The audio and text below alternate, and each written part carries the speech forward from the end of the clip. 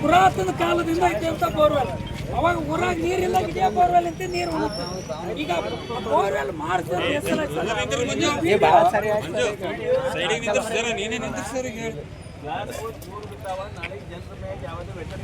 ಪಾಟೀಲ್ರಿ ಆಗಲ್ಲ. ಅದು ಯಾಕೆ ಆಗಲ್ಲ ಅಂದ್ರೆ ಬ್ಲೆಸ್ಸಿಂಗ್ ಏನ್ ಮಾಡ್ತಾರೆ ಅದು ಹಿಂಗೆ ತಿರುಗ್ತಾ ಹೋಗ್ತಲ್ಲ, ಅದು ಪ್ರೆಷರ್ ಹೊಡೆದು ಹೊರಗಾಗ್ತಂತ ಯಾವುದೇ ಇಟ್ಕೊಳ್ಳಲ್ಲ ಅಂತ ಒಳಗಡೆ.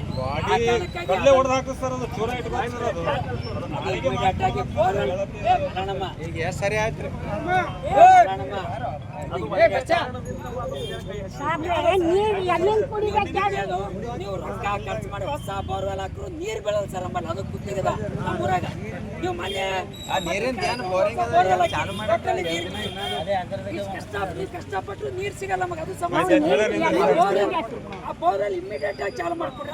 ಅದು PDR ಅದಕ್ಕೆ ಬೇಜವಾಬ್ದಾರಿ ತೋರ್ತಾರೆ. ಕ್ಲಿಯರ್ ಆಗಿ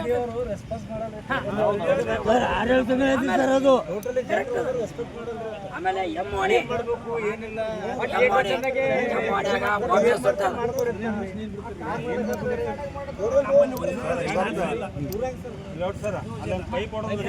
ನೀರು ಸೀದಾ ಬರ್ಬೇಕಾಗಿ ನಾಲ್ಕು ಬರ್ಲತ್ತಿಲ್ಲ.